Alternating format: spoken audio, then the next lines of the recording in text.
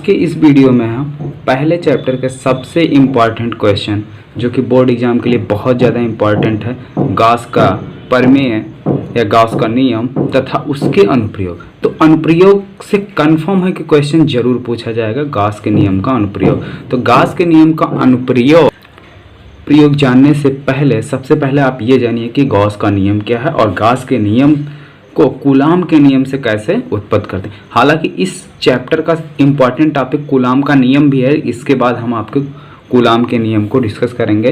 पहले आपके गॉस के नियम को डिस्कस कर दे रहे हैं, ठीक है। तो गॉस का नियम देखिए क्या है। गॉस का नियम है, कह रहा कि किसी भी बंद पृष्ठ से कोई भी क्लोज सर्किट है, जैसे मान लो बॉल हो गया या कोई भी बंद परिपथ है, तो उससे संबंधित, ठीक है, उस पृष्ठ से गुजरने वाला कुल विद्युत फ्लक्स, उसके अंदर जो आवेश उपस्थित होता है उसका 1/ε गुना होता है। जैसे सपोज करो कि ये हमारा कोई बंद परिपथ है, यहाँ पर कोई आवेश उपस्थित है, तो इस पृष्ठ से गुजरने वाले सभी वैद्युत फ्लक्स रेखाएं जो हैं, सभी वैद्युत फ्लक्स का मान यहाँ पर उपस्थित आवेश, यहाँ पर कितना आवेश उपस्थित है, Q, तो इसका मान जो है कितना हो जाएगा, Q/ε0, यानी इसका मान जो है टोटल आवेश का 1/ε गुना होता है। क्लियर, यही गॉस का नियम है, ठीक है। और इसी का क्या करना है, हमको प्रयोग करना है, यानी इसी का यूज करके वैद्युत विभव निकालना है, वैद्युत क्षेत्र की तीव्रता निकालना है, और भी चीज़ें हमको कैलकुलेट करनी है। तो इससे पहले आप ये जानना बहुत जरूरी है कि गॉस का नियम क्या है। नियम आप जान गए क्या है, पहले भी बता चुके, एक बार फिर बता दे रहे हैं, तो आपको जो है ये चीज़ें अच्छे से याद हो जाएंगी, ठीक है। जहाँ पर ये ε0 क्या है, निर्वात अथवा वायु, निर्वात अथवा वायु के क्या है, वैद्युतशीलता है, ठीक है। यदि किसी गॉसियन पृष्ठ से बद्ध कुल आवेश का मतलब क्या, यही अभी हमने जो फिगर में आपको दिखाया, यहाँ पे उपस्थित कुल आवेश अगर Q है, तो गॉस के नियम के अनुसार इस पृष्ठ से गुजरने वाला कुल वैद्युत फ्लक्स φE बराबर हो जाएगा Q/ε0, ठीक है। φE बराबर Q/ε0। बंद पृष्ठ से बद्ध वैद्युत फ्लक्स क्या होता है, इंटीग्रेशन के रूप में अगर कोई भी बंद पृष्ठ है उससे संबंध वैद्युत फ्लक्स जो है φE बराबर होता है integration of E dot ds, जहाँ पे E क्या है, वैद्युत क्षेत्र की तीव्रता है, और ds जो है ये वो सूक्ष्म क्षेत्रफल है, जहाँ से हमें निकालना है वैद्युत क्षेत्र गुजरने वाला फ्लक्स, ये ds है, ठीक है।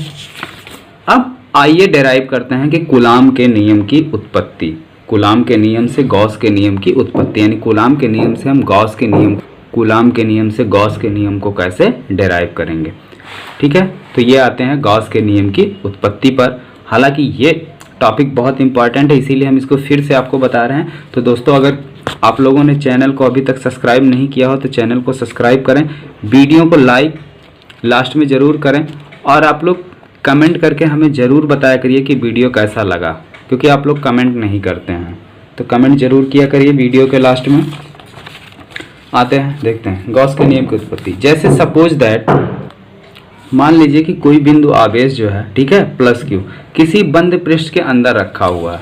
जैसे मान लेते हैं ये हमारा कोई बंद पृष्ठ है, ठीक है,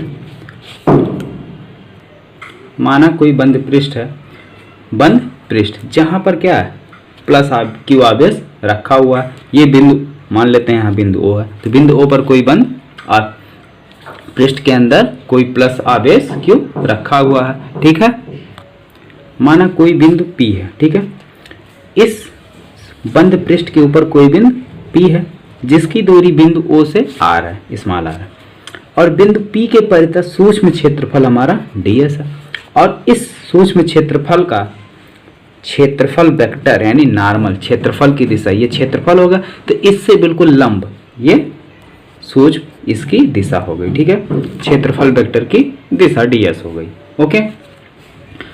यहाँ पर एंगल कितना बन रहा है, डी ओमेगा, ठीक है। सूक्ष्म क्षेत्रफल ds के कारण केंद्र O पर कितना एंगल बन रहा है, डी ओमेगा, कितना बन रहा है, डी ओमेगा। ठीक है, अब देखो यहां पर आवेश उपस्थित है, तो बिंदु ओ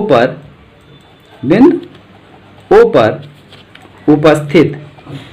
उपस्थित आवेश प्लस क्यू के कारण पी पर वैद्युत क्षेत्र की तीव्रता कितनी होगी? पी पर विद्युत क्षेत्र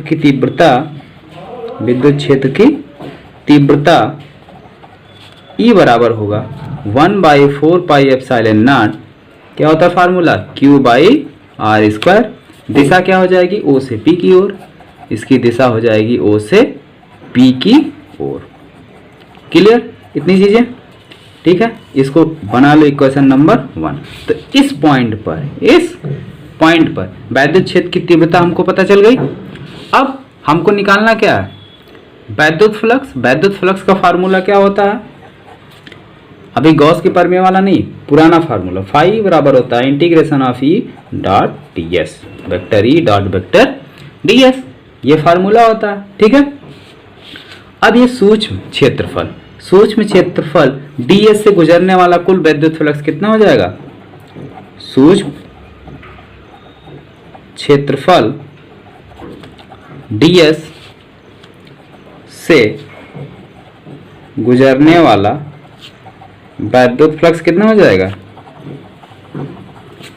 वैद्युत फ्लक्स डी फाई होगा भाई, सूक्ष्म क्षेत्रफल है तो इसकी वजह से integration of phi,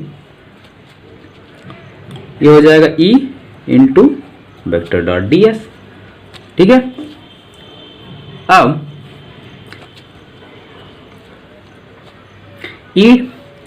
E dot product में क्या हो जाएगा? E cos theta, E ds cos theta, E ds cos theta. ठीक है, अब यहाँ पे वेक्टर नहीं रहेगा क्योंकि फार्मूला होता है vector A dot vector V equal to होता है ए बी कॉस थीटा। ठीक है, तो ये क्या निकल के आया? उस सूक्ष्म क्षेत्रफल से गुजरने वाला वैद्युत फ्लक्स, निकल के आ गया। ठीक है, अब E के यहाँ पे वैल्यू रख दो, तो डी फाई ई बराबर कितना हो जाएगा? 1/4πε0 Q/r² ds cos थीटा। जितनी चीजें कांस्टेंट है उसको बाहर ले लो, जो वेरिएबल उसको अंदर रख लो। तो Q/4πε0 कांस्टेंट, क्योंकि Q उसके अंदर उपस्थित आवेश का मान नहीं बदलने वाला, 4πε0 का मान नहीं बदलने वाला। ठीक है, बच क्या रहा है? ds cos थीटा बटे r², ये डी फाई है। ठीक है, अब ये तो है सूक्ष्म क्षेत्रफल के कारण। अब हमको पूरे क्षेत्रफल के कारण चाहिए, यानी इस पूरे पृष्ठ से संबंध वैद्युत फ्लक्स चाहिए। तो पूरे से निकालने के लिए हम क्या करते हैं? सूक्ष्म पे जो निकाले रहते हैं उसको क्या करते हैं? इंटीग्रेट कर देते हैं। क्या करते हैं? इंटीग्रेट कर देते हैं। क्लियर? तो अतः पूरे क्षेत्रफल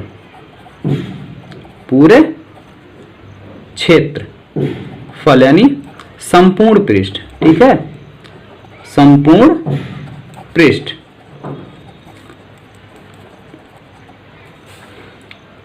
पृष्ठ के द्वारा संबद्ध वैद्युत फ्लक्स कितना होगा? तो इसका क्या करना है? फाई, यानी इसको क्या करना है? इंटीग्रेट कर देना। किसको? डी फाई को। ठीक है, तो ये इंटीग्रेशन का साइन यहाँ लग जाएगा, तो integration of Q/4πε0 ds cos theta बटे r²। तो ये कांस्टेंट है, बाहर आ जाएगा। Q/4πε0 बाहर आ गया, इंटीग्रेशन अंदर हो गया, ds cos theta upon r²। ठीक है, अब ds cos theta upon r², ये क्या है? कोण, ये घन कोण। यहाँ पे क्या बन रहा है? घन कोण बराबर क्या होता है? क्षेत्रफल बटे त्रिज्या का वर्ग। हम जानते हैं, क्या जानते हैं? हम जानते हैं ds cos थीटा बटे r² बराबर डी ओमेगा। ठीक है, तो अब इसकी जगह क्या करना है? डी ओमेगा रख देना है।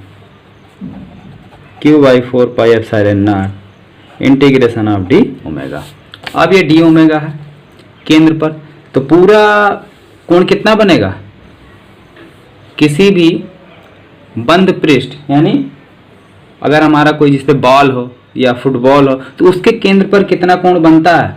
4 पाई। कितना बनता? 4 पाई स्टे रेडियन। तो इसका इंटीग्रेशन कितना हो जाएगा? Q by 4 pi epsilon not into इसका इंटीग्रेशन कितना हो जाएगा? 4 पाई। ठीक है, तो 4 पाई से 4 पाई कैंसिल आएगा कितना? Q by epsilon not. ये किसका मान हुआ? फाई का, फाई जो हमको प्रूफ करना। क्या मिल गया? फाई बराबर Q by epsilon not, Q by epsilon not. ठीक है, तो यही हमको क्या करना था? प्रूफ करना था। ये सारी चीजें प्रूफ हम पहले वीडियो लेक्चर में भी कर चुके थे, जैसे कि ये देखिए फिगर बना हुआ है, इसको हमने यहाँ पे डेराइव भी किया था। ठीक है, ये चीजें, ठीक है, सब कुछ डेराइव किया था। इसको एक बार हमने अलग से बता दिया। अगर उसके अंदर कई सारे आवेश हों, यहाँ तक डेराइव हो गया। उसके अंदर अगर कई सारे आवेश हों तो टोटल समस्त आवेश यानी कुल आवेश को जोड़ लेना। कुल आवेशों को क्या करना? जोड़ लेना। ठीक है, तो कुल आवेश समेशन यू। क्लियर? तो इस तरीके से हम आपको बीच बीच में इंपॉर्टेंट क्वेश्चन जो है आपको बताते रहेंगे चैप्टर के। आज जैसे हमने इसका गॉस का प्रमेय बता दिया, कल बीच बीच में ऐसे एक आध दो अनुप्रयोग बता देंगे और बाकी हमारा चैप्टर कंटिन्यू चलता रहेगा। ठीक है, तो आप लोग चैनल के साथ बने रहिए और वीडियो को लाइक जरूर कर दीजिए और कमेंट करके हमें बताइए कि वीडियो कैसा लगा। अगर कमेंट करके आप हमको बताएंगे वीडियो अच्छा लगा तो हम और अच्छी अच्छी वीडियो आपके लिए ऐसे लेकर आएंगे। अगर नहीं बताएंगे तो हमको नहीं पता चलेगा आपको कैसा लग रहा, अच्छा लग रहा कि बुरा लग रहा। तो इसके लिए मतलब आप भी थोड़ा सा एक्साइटमेंट दिखाइए कि नहीं सर वीडियो अच्छा लग रहा, तो हम आपके लिए ऐसे ऐसे चैप्टर से छांट छांट के वीडियो आपको इम्पॉर्टेंट बीच बीच में बताते रहेंगे।